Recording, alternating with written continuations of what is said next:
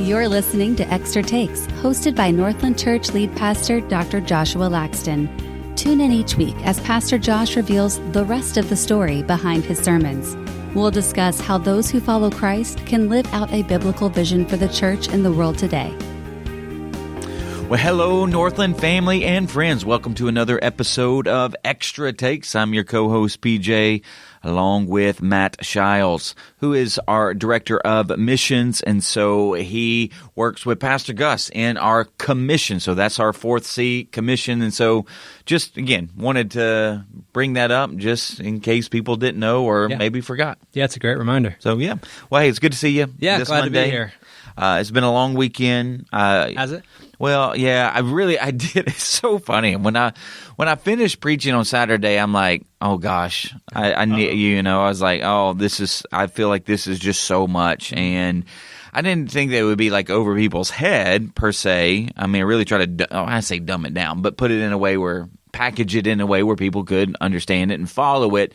But oh my God, yeah, I probably gave a week's worth of a seminary class in 54 minutes. And there's some content that you didn't even get to. Oh, I know. And which, Cultivate is a lot. I mean, and again, not to say that Connect wasn't a lot or Care or Commission won't be a lot, because I'm like, well, how do I tailor that down? Because the thing is I didn't want this to be a long series. I wanted it to give an overview of each of the C, because we haven't done that yet in this deep, when I say in this deep of a way. Yeah. And so I knew going into it was going to be a lot, but to in some sense chart it, and the biblical theme of it, I'm like, okay. So I am going to have to pivot this week and figure out how I'm going to bring about Care and Commission. But nevertheless, so just apologize once again if you're like, oh my gosh, that was just so much, and you overwhelmed me. Okay, I'm very, very sorry, and so we'll. If you're listening and watching now, you're going to get more. You will get more, yeah. And that's the benefit. We're going to, which is why I love it. Yeah, I love Extra Takes. We're going to dig into it, maybe clarify some things, talk about some things, but yeah, we have so much kind of to get to, and I'm excited for this conversation. So we are in the next week of our Engage series. We're going through the 4 C's, and we're in Cultivate, as Pastor Josh said. And the scripture that is grounding us is Acts 2:41 to 42, as well as 46. But really, you laid out Genesis to Revelation as you have been doing every week. And this was January 27th and 28th. So we'll start with the main point. The main point is Jesus expects his followers, a.k.a. his church, to cultivate disciples and leaders so that they might reflect God's glory in all spheres of life. And you wanted to ask 3 questions. First of all, why do we cultivate? Second of all, what do we do to cultivate? And finally, how does cultivate impact our life? Before we really dig into each of these, because I do think there's something great to talk about with all of them. First of all, I want to recognize, so we had some honor guests here this weekend. So our partner with IPM in Manaus, and Pastor Francisco and Pastor Desjard.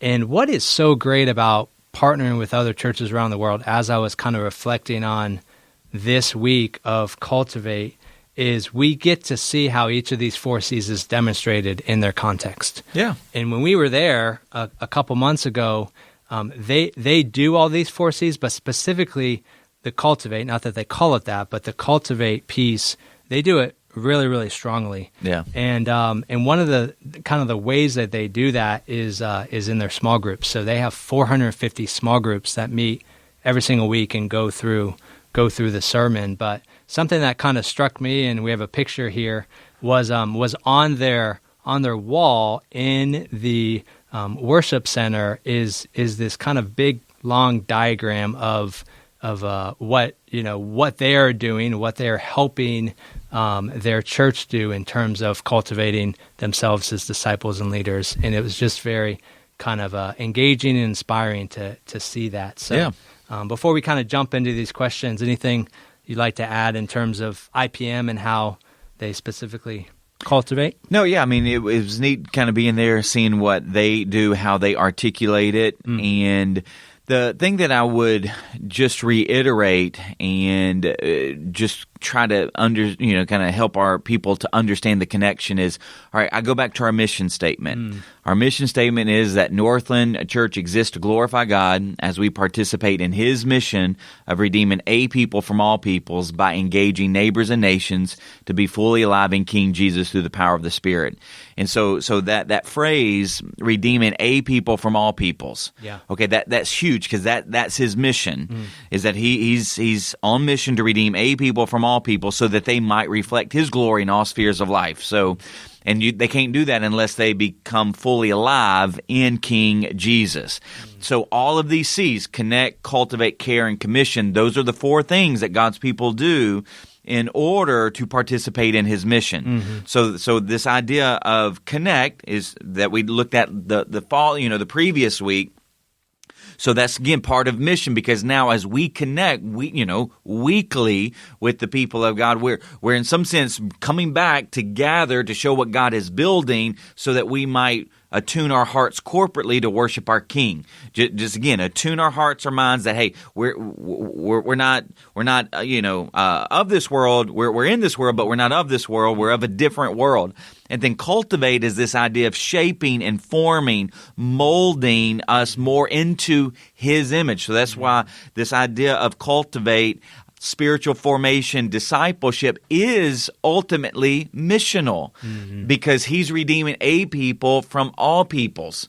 And so this idea of redemption is now He's going to cultivate. He's going to shape them into His image. And so that's why, and again, I'm charting it throughout, and so I'm going to kind of bring it all together in commission and how they all work, simultaneously together to ultimately have God's people participate in His mission. So again, I don't want us to ever forget about the mission statement and thus the mission of God from beginning to end, because these C's, they are the action items of God's people to participate in His mission. So just really wanted to drill down on that.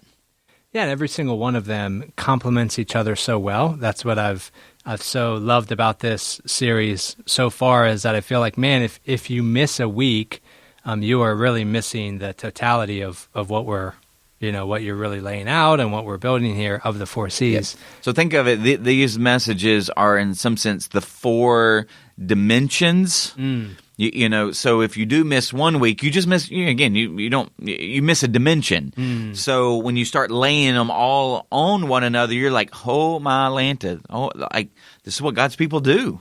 Yeah. And that's the other part of it is that I want to show how these four C's are not just concentrated in the New Testament. Right. That these C's have been there since the very beginning, when Adam and Eve were created. So again, that's one of the reasons why it does take a little while to, because I do. So here's another reason too. And again, I mean, I kind of apologize tongue in cheek, but I don't, right? I mean, like I want you to be able to sit and understand the bigger story, but I also understand that it is a lot of information. If this is the first time you're hearing it or you're trying to digest it, I mean, I get it, but the fascinating part about what I would say that I'm doing in this series is I'm actually given an apologetic. Okay, so apologetics just simply means, or an apology is the defense of the faith. Now, in the 20th century, a lot of our apologetics, they were, kind of logical, rational, fact-based apologetics. And what this series is, it's more of a narrative apologetic. So you have to understand, like, the kind of culture in which we live, they're not going, well, give us the 5 reasons for the existence of God, something that Thomas Aquinas did. Like, here are the 5 reasons why, the the existence of God is real, or that God's existence is real. So, and again, I'm not against those apologetics. I think those definitely play a role.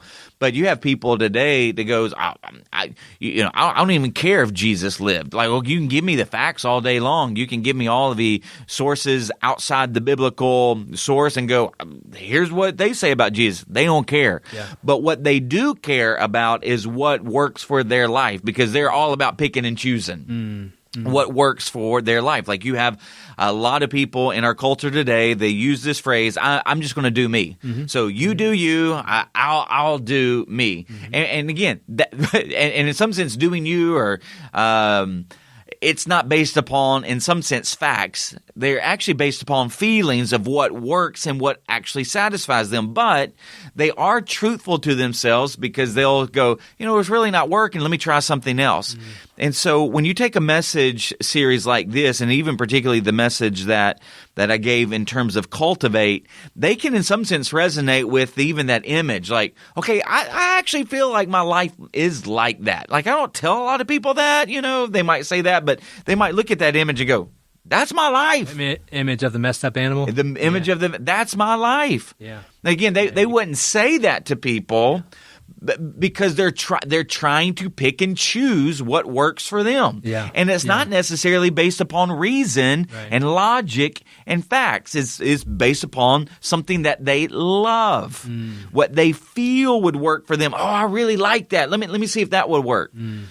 And so now when you give them this overarching story of how there's a creator who created humanity in his image, and he wants them to be conformed and shaped and molded more into his image, and you actually chart that and show how the Bible, the 66 individual books that make up our Bible from Genesis to Revelation in a 1,500-year span, 40 different authors, 3 different continents, 2 primary language used, Hebrew and Greek, how it could have such a consistent theme about the idea of cultivation, of being shaped and molded. And so this message and this series really is a narrative apologetic to the idea of connection and worship, in some sense, gathering together with the corporate people to worship, this idea of cultivation, being shaped and formed into something.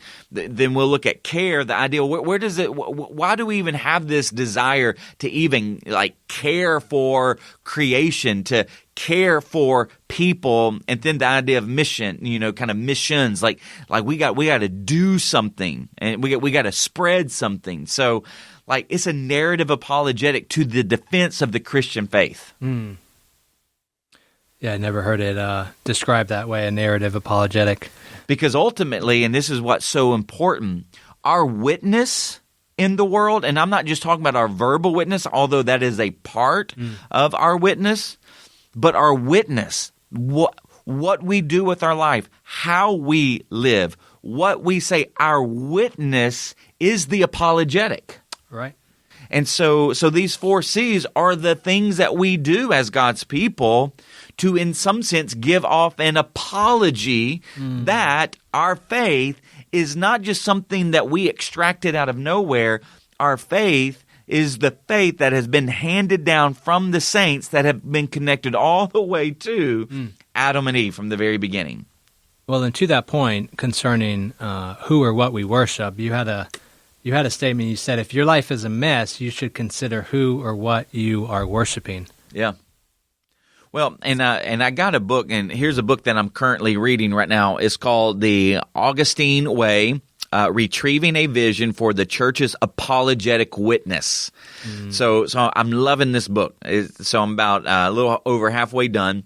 And if you know anything about St. Augustine, or St. Augustine, however you want to pronounce his name, he wrote various books, but 2 particular books that have been some prominent seminal books of scholars and theologians in terms of reading them, digesting them have been confessions, and then the city of God. And so now in the city of God, he writes about the city of God and the city of man. But I'm quoting from the book. So in the city of God, Augustine contrasts these two cities, the city of God, the city of man. The most significant difference between the city of man and the city of God is discovered in what they love. In what they love, meaning what they ultimately worship. Augustine writes, two loves then have made two cities. Love of self, even to the point of contempt for God, made the earthly city, and love of God, even to the point of contempt for self, made the heavenly city, and these cities are what they love. So what Augustine would say in around AD 400, so I think 410, year 410, I think is when he wrote the city of God, I believe. So it was around the early 400s. He's going to actually write this book, The City of God, as an apology, as an apologetic witness of what was going on at his time. And if you look at the cities of man and look how corrupt they are, look at how broken they are, look at how messed up they are, look at how divided they are. Let me tell you, those cities, the reason why they are what they are is because those cities have been constructed out of a worship of self. But when you now start building out this future vision of the city of God, of what's coming based upon the written word of what we know, and based upon what Jesus says, I've come to make all things new. When you look at that city and what it is constructed of, and how beautiful and harmonious, how they are united even in their diversity, how there is love, how there's forgiveness, how there's grace, how there's when you start looking at the construction of that city, well, what is it founded on? Well, first and foremost, it is founded on God's love for mankind, and it is also reciprocated of mankind's love for God. And so again, what you love, what you ultimately worship, will be reflected in how your life is lived.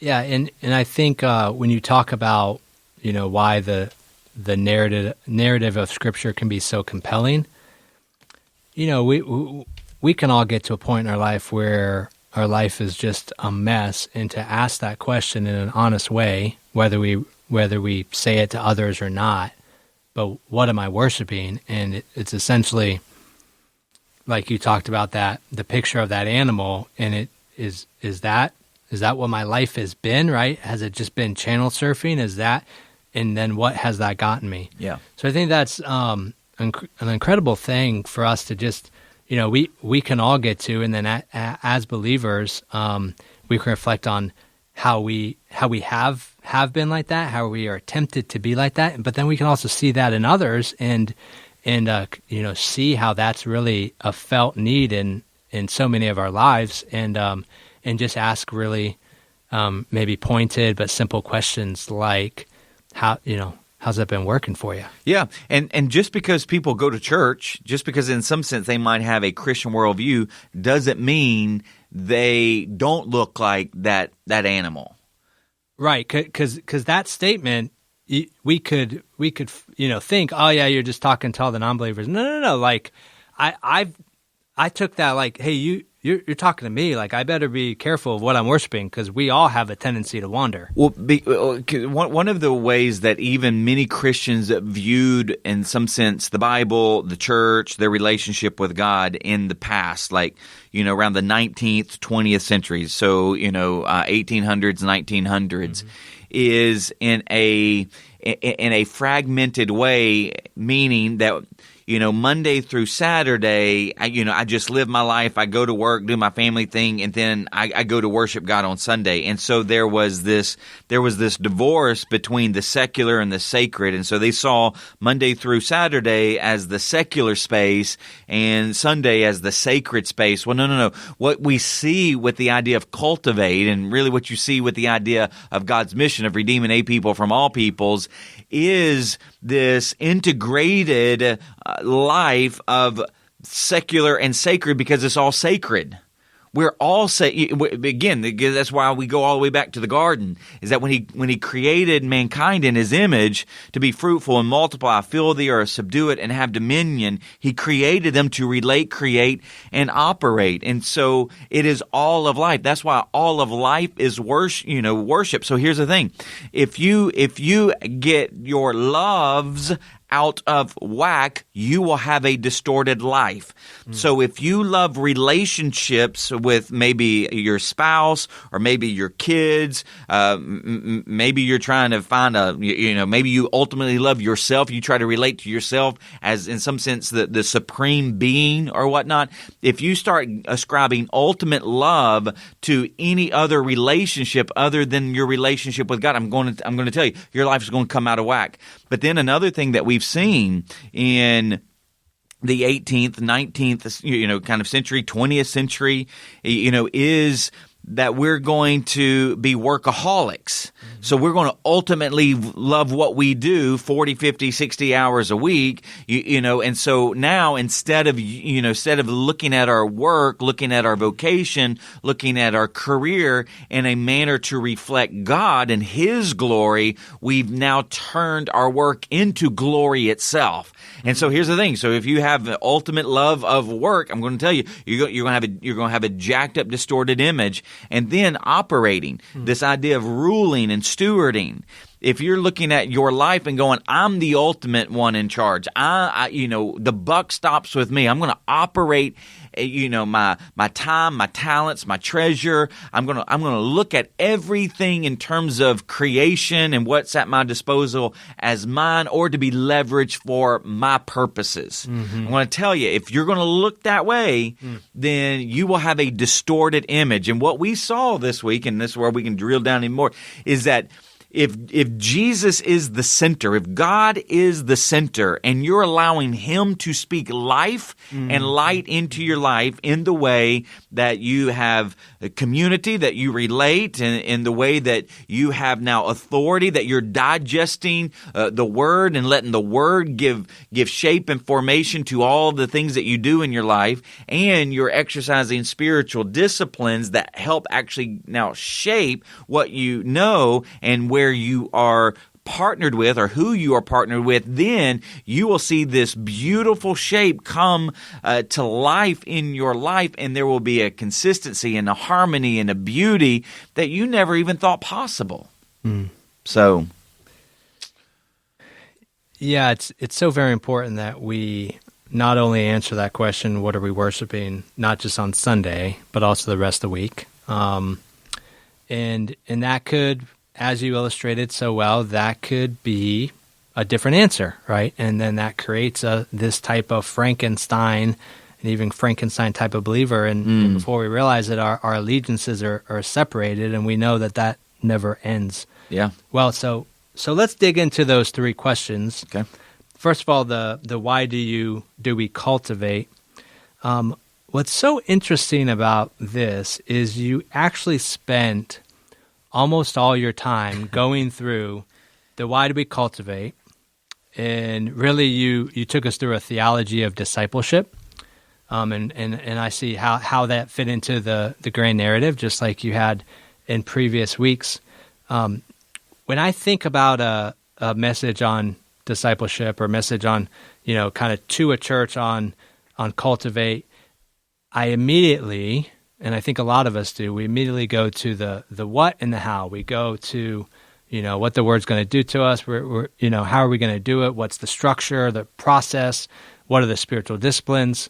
You could spend hours and hours and hours, messages and messages, just dissecting all that. But you didn't do that. You started with the why. Yeah. And really you showed that there is, kind of a supreme importance of the why before we get to the other things, which I think was really profound, because if some of you are like me, you want to get to the doing, right? You want to get to the specifics. And I think that's kind of a cultural thing for us. Like, we're ready to go and do it. And you didn't let us jump there. So I'd love for you to unpack a little bit. Why was that important for you to start with the why of this idea of, before we even jump into the what and the how and the nitty-gritty, like, you know, a theology of discipleship, not just in the New Testament, but all the way back to the Old Testament? Yeah, I've been frustrated for years of how people just want to jump to it. And here's what to be honest, like we want to jump to it, but when we look at the state of the church, we haven't done very much with jumping to it either. You know, so you can jump to the spiritual disciplines. You can, in some sense, jump to, well, we need the word, but when you lose the context of you know, okay, when you lose the context of why, then really, okay, why is what we do that important anyways? And I wrote this on my little sticky note. When Christians don't understand this existence and living with the larger narrative or the grand story of the Bible, it waters down their understanding and actually hurts their overall witness in the world. So I'm going to say that again. I wrote this down this morning. So that was extra. This was extra. I wrote it down this morning in preparation. Oh. So when Christians don't understand their existence and living with a larger grand story, so that's what I mean by meta-narrative.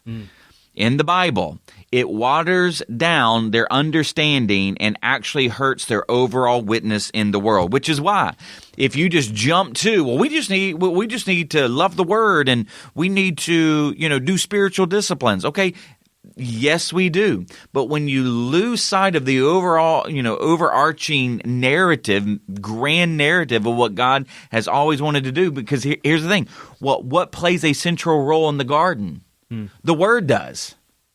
Okay, so the Word plays a central role there. That's why, when I'm reading Exodus 19, fully obey. That he commanded. Well, what plays a central role? Word. So that's the thing. But if you understand this is why this is so important. Oh my gosh, like I love this stuff. Is all right. So Adam, the word plays a central role in the garden. He didn't do it, so he gets kicked out. And Eve, and then Israel, the word's going to play a central role in the promised land. They didn't obey it. They get kicked out. Okay. So I'm about to give a zinger. So if you're watching this, I'm about to give a zinger. If you're listening to this, I'm about to give a zinger. Okay, here's the zinger. All right. So if it's already this pattern of humanity that even though in God's people the word plays a central role, but Adam doesn't do it, Israel doesn't do it. Then you look at people who say they're part of the church and they don't do it, but yet you read 1 Peter 2 that actually is connected back to Exodus 19, but there's a huge difference. Okay? Yeah. Exodus 19, there is a conditional clause that if you obey me and keep my covenant, you will be my treasured possession. Yeah. You will be my kingdom of priests. You will be a holy nation. In 1 Peter 2:9, and just so that you know that I am not making this stuff up, so 1 Peter 2:9, just going to read it, and here it is. But you are a chosen people, a royal priesthood, a holy nation, God's special possession, that you might declare the praises of him who called you out of darkness into his wonderful light. You were not a people, but now you are the people of God. What's the difference? The difference is that through Jesus' death and resurrection and through your confession of who Jesus is, he has given you a new heart and he has imputed his righteousness and his spirit in you, which then makes you crave his word. And see, if you didn't know the grand narrative of Scripture and you just went immediately to do's, that's what Adam and Eve, that's what they went to. That's what Israel went to. Hey, do this, don't do this, do this, don't do this. But they were missing the heart of discipleship, which is Jesus's heart. So that's the reason why it was so important for us to do the overarching narrative to show you that throughout redemptive history, God's people, quote unquote, have always failed, even though the Word has supposed to have been the center. Now, because of what Jesus has done, the Word can be the center, even though we are still in the process of being sanctified, shaped, and formed into His image. I think that helps us take the emotion out of it, because when we jump to the how and the what, especially at the beginning of the year, there's a lot of excitement, right? But then once we don't feel it, it's easy to get away from it, right? So what I'm hearing from you is to really know the heart, the why, and the knowledge, but also the heart behind who God is, and that is ultimately going to draw us closer to Him. And it's going to be more about His knowledge of who He is, as opposed to just what all the other religions are, which is just trying harder. Yeah. And we have to really, really, really, really, really fight against that, because I think that's in our nature, is just like, let's just try harder. And that's kind of what we're saying. Yeah. We might not be realizing it, but that's what we're saying. Well, why are you spending all this time, talking about the Old Testament? Just give us a list of spiritual disciplines. Not that anyone told you that, but that's kind of like, as I'm listening to this, I'm like, this is so compelling, but like, this is different than what I was expecting. Like, yeah. I'm expecting a list of spiritual disciplines, and you gave them to us, but like, it was quick. Well, yeah, because I think if you've been in church any amount of time, you've heard of disciplines, Sure. You've heard of spiritual disciplines. I mean, yes, the biggest part was to unpack the why. Like, here's an example in terms of just like Old Testament and understanding. All right, take the first 2 commandments of the 10 commandments. You shall not have any other gods before me. And then the second one was, you shall not make any idols. Now, why would he tell them not to make any idols? Because they ultimately were supposed to be the idols. Right. They were supposed to be the images of God. God is not inhabited by images in the sense of what we create with our hands. No, He's the one who created us with His hands. He's the one who got in the dirt and formed Adam. He's the one who caused a deep sleep on Adam, extracted the rib, and fashioned Eve. He's the one who fashioned an idol, an image of Himself. And so they didn't need to make any idols of their God. No, they were supposed to image Him. But what was fascinating, again, this is what, so fascinating, is, all right, so God's going to deliver Israel out of Egypt. He's going to take them to the Promised Land. What does God tell Israel to do to all of the inhabitants of the Promised Land? Kill them all. Kill them all. Wipe them out.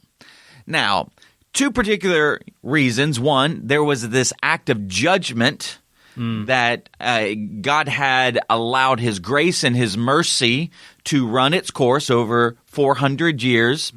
And now, after His grace and mercy run their course there for the inhabitants of the Promised Land, now He's going to use His people, who He has just redeemed, to come in and be the wrath, to be the judgment of God on these people. But the second reason is that He knew if there were any inhabitants left who worshipped other gods, it would become a snare.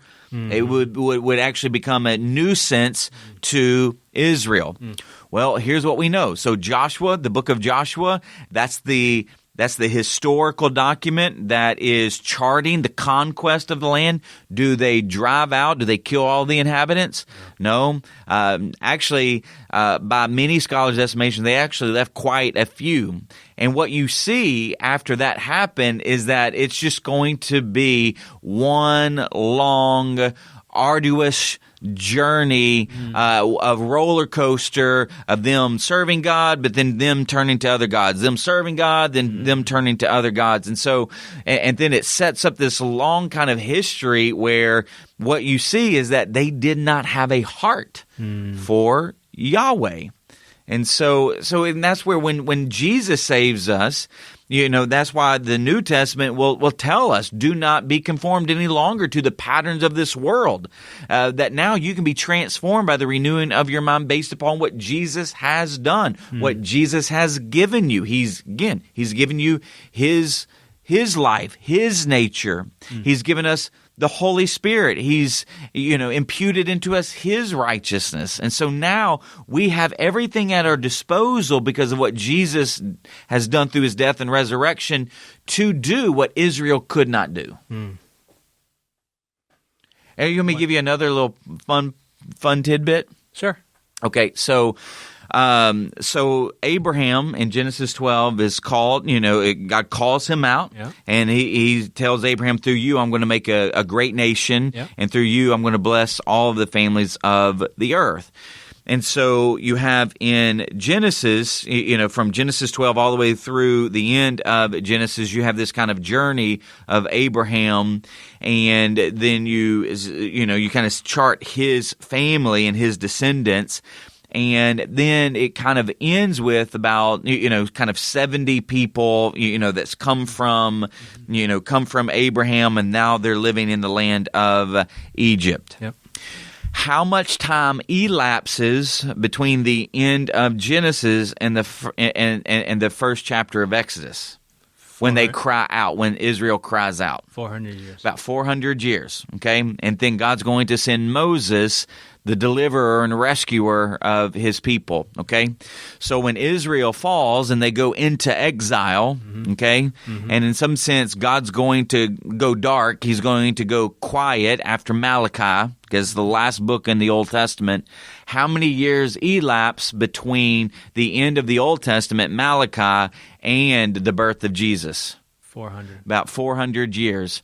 And so what you have, and so when I put up the chart that Jesus is the better Adam in Israel, he's the better Moses, these are all connections. And so now what the authors of the Gospels are telling us that yes, he truly is the better. He is the ultimate high priest. He is the ultimate prophet. He is the ultimate king. He's the ultimate deliverer and rescuer. Is like, oh my gosh, he has finally come. We don't have to look anywhere else. We don't have to look any further.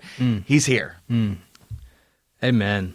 So before we move on to the next question, I do want to ask a question about Jeremiah, because you brought up Jeremiah 29, 5 through 6. We've talked about this before, but you made an incredible point that I wanted to talk about. You said the gods of Assyria and Egypt, don't ask them to pray for the peace of Babylon, but Yahweh did. What does that say about Yahweh? Well, so not to like give it away, but that would definitely be part of the commission. Is that it goes all the way back to Genesis 12. Through you, Abraham and your descendants, I will bless all families of the earth. You see, it was never about just creating Israel and putting them in a land just for their own self and for their own purposes. No, they were always stationed there for the glory and the purposes of God. And so, that is just a tip of the hat to this idea that God truly loves the nations. Yeah. So again, I don't want to get because I'm going to dive a little bit deeper into that particular passage for the commission part. Oh, you are? Okay. Yeah, well, and I'm also going, okay, well, I don't want to give too much away because we got a series coming up in June entitled "The Church in a Divided Democracy." And so I actually want to use Jeremiah, some to talk about that. So again, I'm just going to give glimpses of it, but it's fascinating because yes, Amun-Ra is not coming down and telling the Egyptians, "Hey, I know that the Babylonians just kicked your butt. Hey, but when you think about it, I want you to pray for them and pray for their prosperity and their well-being." Right. The Chemosh. Yeah. He's not going. I think Chemosh was a Babylonian god, I believe. Don't hold me to it, but so I'm almost positive. But it's not like Chemosh is going to go and go, "Hey, I need you to work for the common good of Babylon." So this is a side note. I'm not sure if you're going to get into it, but when you talk about Jeremiah 29, 5-6, it's fascinating to me that one of the most quoted singular scriptures for us in our culture is Jeremiah 29:11. Yeah, for I know the plans I have for you, declares the Lord. Yeah. So how that then connects to, I mean, what we learned in my my Bible interpretation class last semester was you never interpret individual passages or individual scriptures. It's always passage by passage. So I'm like, man, if you're looking at this passage, 5-6 is absolutely part of the 11. So I've just been thinking about that and wanting to dig into that a little bit more because So what do you think? I haven't dug into it yet. Oh, okay. But I'm thinking from what you're digging into the last couple weeks that we are taking 29:11 out of context. Oh gosh, you're taking it like way out of context. Yeah. So because in that context, he's going to say you're going to be here for 70 years. But I know the plans I have for you, declares the Lord. When we're sending a kid off to college, it's Yeah. it's So the plans that he has for them aren't until in some sense, plans to give you hope in the future. No, that's coming. But I want you to be about this mission right now. So I want you to build houses, plant vineyards, eat their produce, give your children off in marriage. Then I want you to seek the prosperity of the city, work for its behalf. I want you to pray for it. Like therein lies the kind of the missions, the activity that God wants them to do. But okay. This is in exile, and this is to their enemies, Yeah. brutal enemies, and this is a forced mission. But I know the plans I have for you. Okay, so how does that apply to us? Okay, we're exiles. We are? We are definitely at, well, I mean, again, like I'll go to 1 Peter 2 once again. Dear friends, I urge you as foreigners and exiles to abstain from sinful desires which wage war against your soul. I mean, so, and again, and elsewhere, we're referred to as exiles. So this world's not our home. This isn't our promised land. The church, our promised land, our future new city, Jerusalem, which is why I always end the kind of the why with this future vision, new city, Jerusalem. But earlier in 1 Peter, and Paul's going to, in multiple books of his, he's going to pick this out, but I'm just referring to 1 Peter because that's the book I'm reading devotionally right now. So here's what he writes in chapter 1, verse 6, 1 Peter 1, verse 6. In all of this you greatly rejoice, though now for a little while you may have had to suffer grief and all kinds of trials. These have come so that the proven genuineness of your faith, which is of greater worth than gold, which perishes even though refined by fire, may result in praise, glory, and honor when Jesus Christ is revealed. Though you have not seen him, you love him, and even though you do not see him now, you believe in him and are filled with an inexpressible and glorious joy. For you are receiving the end result of your faith, the salvation of your soul. So, so he's saying, even though you're going to experience a little bit of grief right now, you're going to go through all kinds of trials right now because you're doing so, you're able to do it because you have now this living hope, because he's going to talk about this living hope that we have. This living hope is actually moving you towards future glory. So what Peter's giving the followers of Jesus in his day was a lot like what God through the hand of Jeremiah was giving the exiles. Hey, you're going to go through suffering. You're going to go through trials. As you do it, here's what I want you to do. I want you to get back to just doing the basics of life. And then I want you to do this to the city that I've sent you. Yes, pagan, bad, wicked city. Want you to do this. But know this. Here's a living hope that I know the plans I have for you. And so that's what we have today, living under the new covenant in the New Testament times. That our future hope is Jesus coming back and bringing heaven to earth and letting them marry one another in the new city, Jerusalem. So that's what Jeremiah 29:11 actually means and how it applies to us. Man, we could keep going under the first question, but I'm going to move us on. These second two questions, what do we do to cultivate? And then how does cultivate impact your life? They kind of go together. But you laid out 3 ways to cultivate. You said embed in community. You said submit to the word and exercise spiritual disciplines.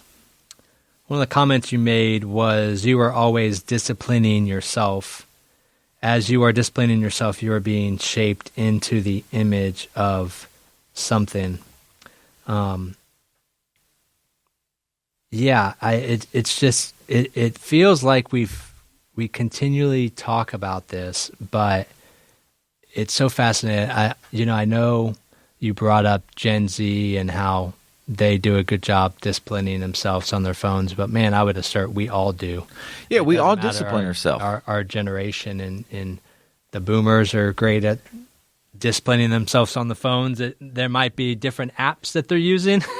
Might not be using TikTok, but might be using Facebook. But man, we are always constantly disciplining ourselves on our phones, and really, I think that goes back to the first point of why it's so important for us to understand the why. Because if not, we will just go back to our default. It's like that has become our default, and it's just the culture is so strong. It's so hard to pull us away from that. So here's the thing though, like this is why I think going all the way back to Genesis and seeing how all this fleshes out is so important.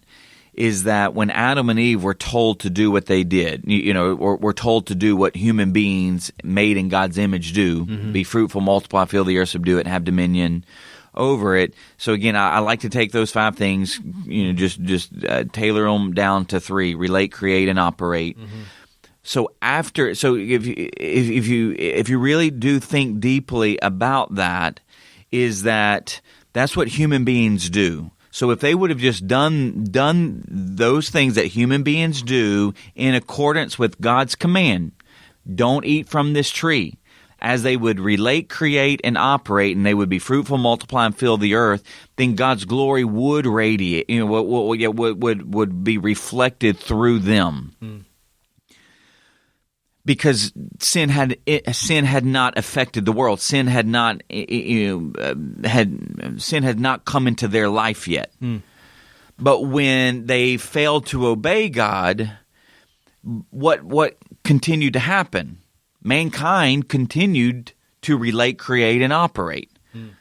Like that's what you have with Genesis 11. They just came and they related with one another. They created, hey, let's build a city.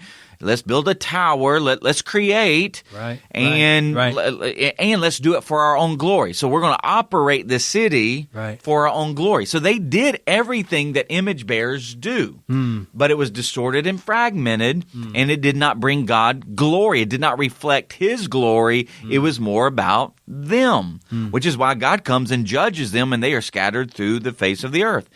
So this is why, so when you say default, our default is to relate, create, and operate because that's what human beings do. But that's why, like now in Jesus, there are these now disciplines because we are learning anew what it truly means to be human and part of a new human race. So here's the thing. We're going to relate, we're going to create, we're going to operate because that's what human beings do.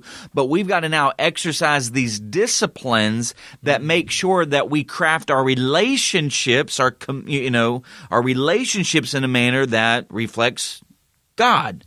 We got to make sure that we are now submitting to authority in a manner that reflects God.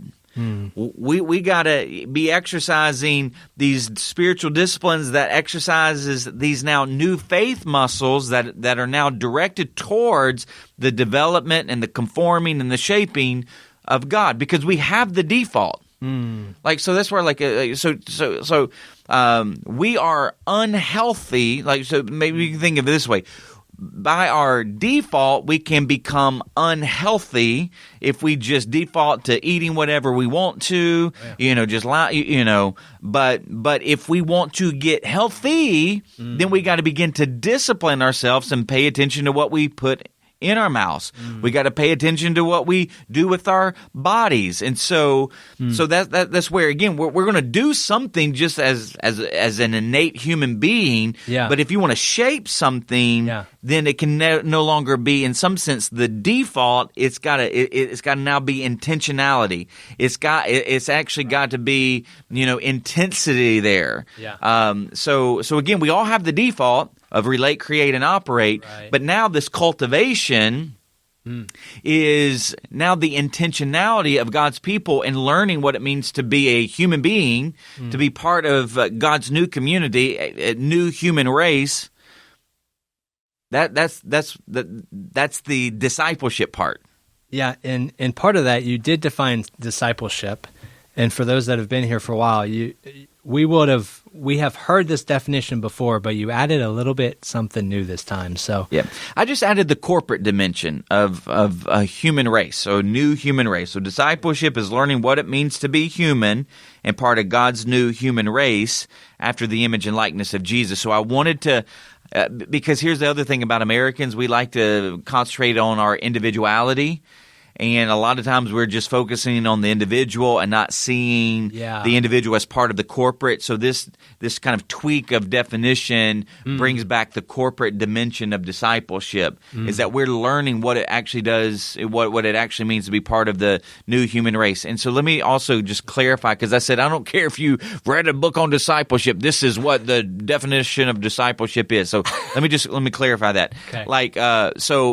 Yes, when I say the definition of discipleship, so it doesn't have to be word for word of what I put on here, but it needs to have some kind of dimension that discipleship is being conformed into Jesus' image, that has Jesus at the center and us being crafted or molded or shaped in his image. And I would actually like, because I did feel convicted about this, I would also like it to have a corporate dimension. Because you cannot be conformed into Jesus' image apart from his church. Yeah, and that's really where I saw you connecting the connect piece of the 4 C's so well.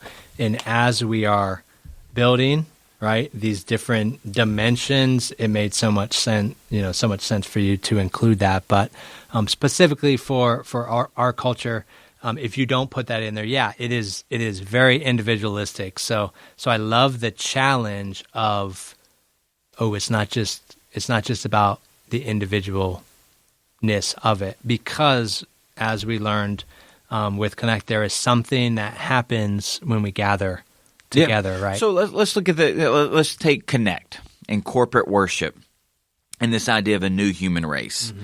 And take the 2 jingles we've heard so far. You had more of the barbershop jingle, which maybe that was somebody's cup of tea.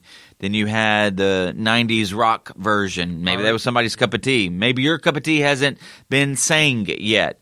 But what we see is that because we are individualistic and there are certain likes and styles and preferences that we have that might be seen in one group of people but not in the other, what we're learning in this new human race is how to be united in our diversity, and then also to celebrate the diversity. So it's not uniformity in the diversity, it is unity in the diversity, and then the celebration of the variety of, in some sense, preferences or genres or styles.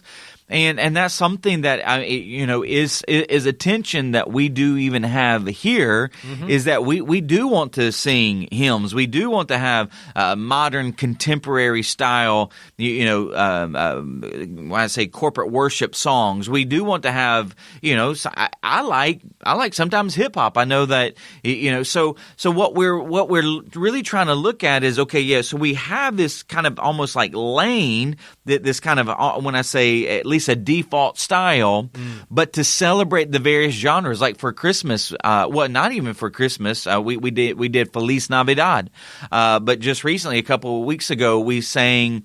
I forget what song, but we had a Spanish version that we sang in it. Why? Because we have quite a bit of Spanish speakers, and we want them to know, one, we see you, we celebrate you, because we are one people, united in Jesus, yet even in our diversity. And so that's even just a glimmer, a glimpse of how that even plays out in our connect element here.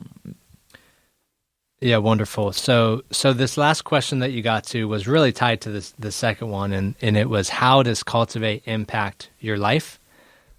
Well, before we get to that question, there was one thing that I did miss. I do need to, because I had it on a slide, but it was called Leaders of Discipleship. Okay, great. So Leaders of Discipleship, Ephesians 1:22 through 23, and Colossians 1:18 talks about how Jesus is our ultimate leader.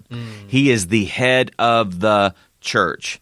Now, when you look at what the New Testament teaches us about leadership in the church, you have two main offices, so official offices, like church offices. You have the elder or the pastor. So elder and pastor are synonymous. That's what we believe. Now, there are some other traditions. They believe that there's kind of a distinction between elder, pastor, and even bishop. That is not what we see here. We see those interchangeably. We see those as synonymous. So pastor, elder, even bishop. So those are the overseers of the church. And then you have deacons. They are the servants, the doers, if you will, of the church, ministers of the church. And then what you have in Ephesians chapter 4, 11 through 12, that they're not offices, but they're leadership descriptions. So in many translations, you will see Paul write that he gave some to be apostles and prophets, evangelists, shepherds, and teachers to equip the church, to equip the saints for the work of ministry.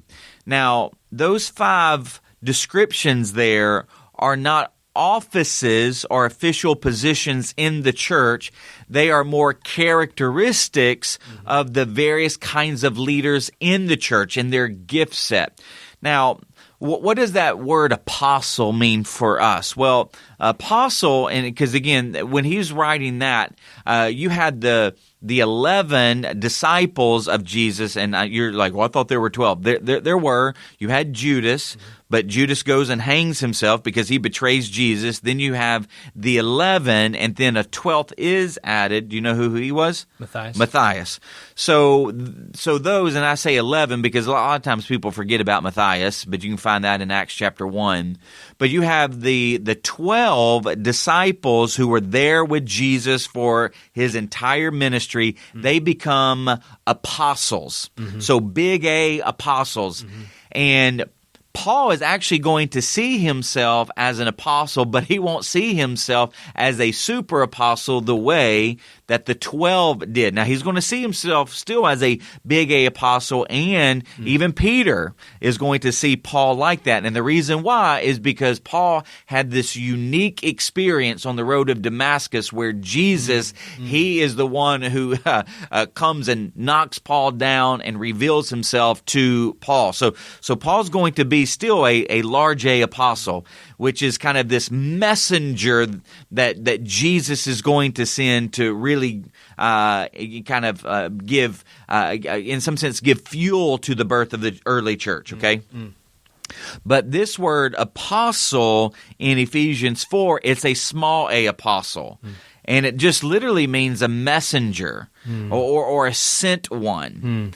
And so you could actually use the word missionary today to describe that word, is that, these missionaries are sent ones. They're apostolic. They're going to do something with a purpose. They're probably taking the gospel to places that are either hard to reach places or places that have never heard. And so when you look at what Paul's outlining there, he's given some to be missionaries, some to be prophets, those who proclaim God's word, evangelists, those who share the good news, shepherds, those who kind of help to oversee and to care for the flock, and those teachers, those who kind of explain, and there are leaders that might have multiple giftings in that regard. Like, so when I look at my, the way that God has wired me, sure, I have a prophetic bent to a lot of my preaching. I have kind of this, when I say shepherding, like I really want to see like kind of a care that happens within the church, and a teaching orientation. And so, but there's some that might just have an evangelistic bent. So, but those are not official offices. Those are leadership positions. And so when you look at the pastor, elder, when you look at the deacon, and you look at all of these leaders, these various kinds of leaders in the church, what's the goal? It's to help God's people be shaped and conformed into the image of Jesus, so that they might learn what it means to be human after the image and likeness of Jesus, and so that they might learn what it means to become part of God's new human race after the image and likeness of Jesus. That's the role of leadership in the church. Wonderful. I'm glad you went through that, because the C for Cultivate is we cultivate disciples and leaders.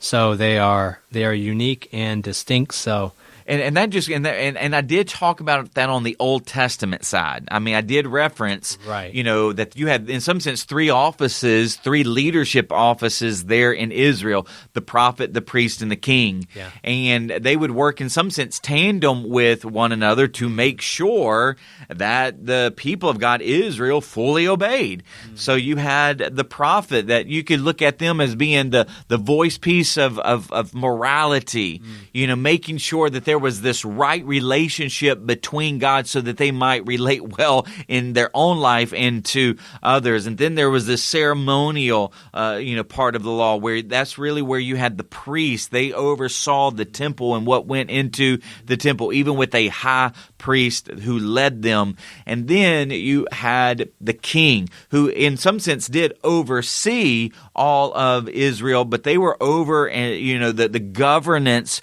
structure of Israel, to make sure that there was this civil harmony, that there was this glorious beauty and interaction between everyone, and even between the surrounding nations. And so all three of these offices came together for this obedience to the covenant that God had entered into with Israel. And so now when you look at the New Testament, okay, so we no longer have the prophet, priest, and king, because Jesus has fulfilled those. Mm-hmm. He is the ultimate prophet, priest, and king, which is why he's the head of the church.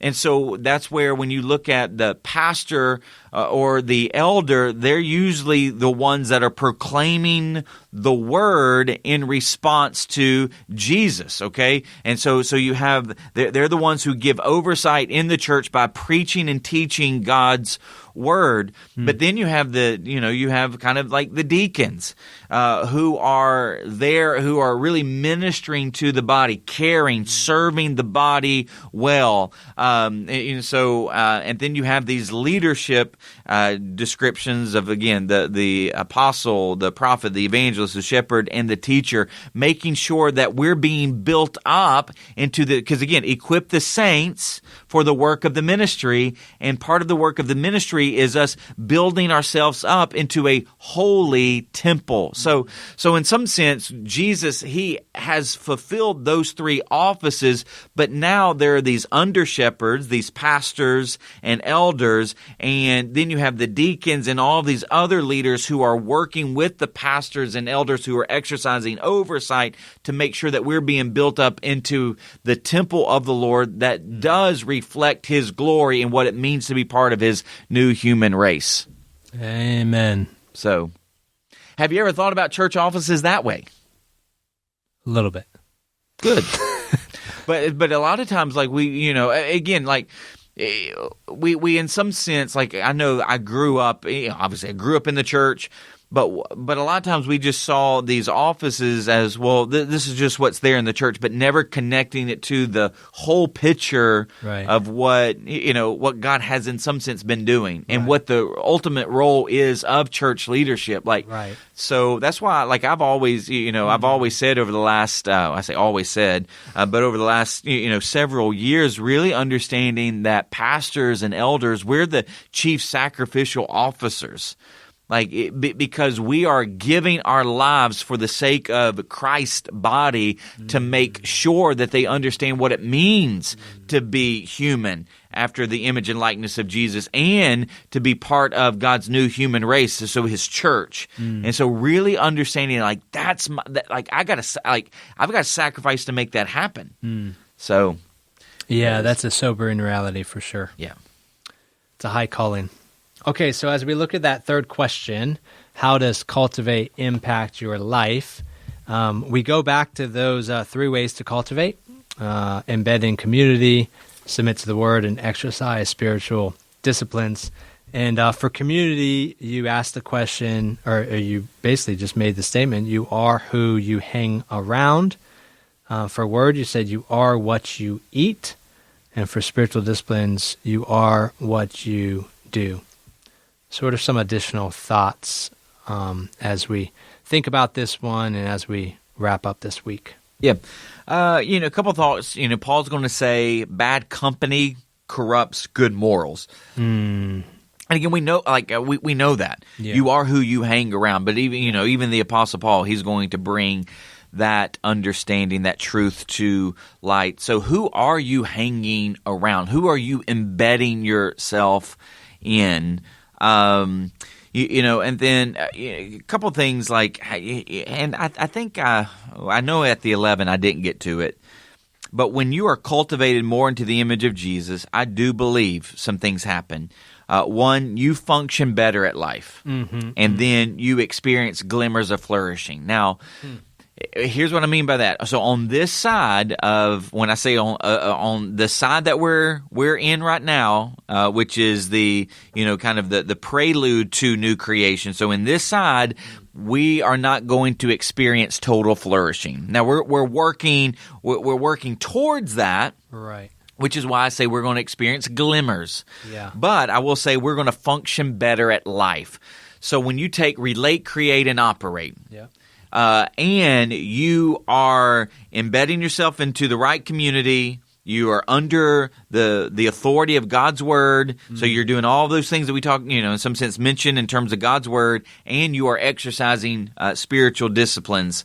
What I do believe with all of my heart, you are going to be able to function better at life in all of those spheres of relating with one another and God, creating, vocation, work, career, and then also operation, your stewardship of your time, your talents, your treasures, etc. So I believe that you're going to function better at life. And so that's why I would just encourage you once again to look at how you are functioning in your marriage, how you're functioning and parenting, how you are functioning in your work, your vocation, how you are and maybe you're like, man, this is just kind of messed up right now. Because if Jesus is the center and He is the one who has ushered in new creation, and when we look at creation at the very beginning, when God spoke it into existence, He brought order, harmony, functionality, and flourishing in how He created. Right. So if you are taking these spheres of life and through community, word, and spiritual disciplines, you're making Jesus the center and you're learning what it means to be human after His image and likeness and part of the new human race, I promise you, if He's at the center and He is the one ushered in new creation, He is going to bring order and harmony and beauty and functionality in your life. And I wanted to, and this is even how it plays out in my marriage. So Joni and I, we don't have a perfect marriage. So I don't know if anybody knew that, but I figured. Yeah, I hope everybody figured that. But how this even impacts me is that I'm constantly at least aware of my call to love my wife as Jesus loved the church. Right. And so there are times where, I don't feel like doing something, but this is the discipline because God has called me to relate to my wife the way He's related to me. Then I'm going to I'm going to discipline. I'm going to sacrifice myself to make sure that I'm doing that. Yeah. And then also like forgiveness. Joni probably has to forgive me more than I have to forgive her in just things. Because she's in some sense bent sacrificially. I mean, like she in some sense she's what we would call a martyr. Like because she does think of other the kids, me more than she thinks of herself. So, but even in this concept of forgiving and being gracious and merciful and letting things slide and not getting bent out of shape for in some sense little things that would irritate you, like that is because those little things may not even be a sin. They just might be points of irritation, right? But you're going to be gracious and merciful because that's how Jesus, that's how He was and is to you. And so again, that's going to shape your marriage. I'm like, what if our marriages look more like the way Jesus loved it? Come on now. And then you're going to feel more contentment and satisfaction because you're going to be feasting on the right things. You are going to experience more blessing. Now, that again, don't mistake that for like prosperity gospel, where if I'm shaped more into the image of Jesus, He's just going to give me more money. Jesus, He was poor because it was never about money. But God's presence, His power, His provision is dumped on your life when you are more conformed into His image. You're going to experience more peace with God and with others. You're going to feel more whole and not so fragmented and fractured. You're going to feel like your life is being built actually upon something solid and stable. You're going to actually feel strong even when you're like, man, I'm weak. But it is a paradox because of Jesus being the center of your life and you being shaped and formed more into His image. You're going to have clear direction in life. You're going to have a deeper meaning and purpose in life. Here's another thing: as you are more conformed into Jesus' image, you are actually going to become more consistent in life. You're going to become wiser. You're going to become more balanced. You're going to actually become more generous because as you are conformed more into His image, you are going to actually demonstrate more of the characteristics and nature and attributes of Jesus. Now, here's the last thing that I would say. The brightness of our witness in the world is tied to the cultivation of our formation in Jesus' image and likeness. So let me say that again. The brightness of our witness in the world is tied to the cultivation of our formation as Jesus' followers. And so if we truly want to be a bright witness for Jesus in a dark world, we will focus on the cultivation of our formation in His image and likeness. And I promise you, any person who has ever been hurt by the church, sure, maybe there are caveats to that, because maybe somebody was hurt by the church because they confronted you because of sin. Well, I'm sorry that hurt your feelings, but they had every right, if you were part of the church and you had this horrendous public sin, and they confronted you in love and said, hey, you don't do that as a follower of Jesus, and that hurt your feelings. I'm not sorry, okay, for that. But here's what I know: most church hurt today is not because of that. It's because they have either been not shaped in that area, or they have failed to be shaped in an area. And so that's why I'm like, that's why it's important for us to get the cultivation of our formation right.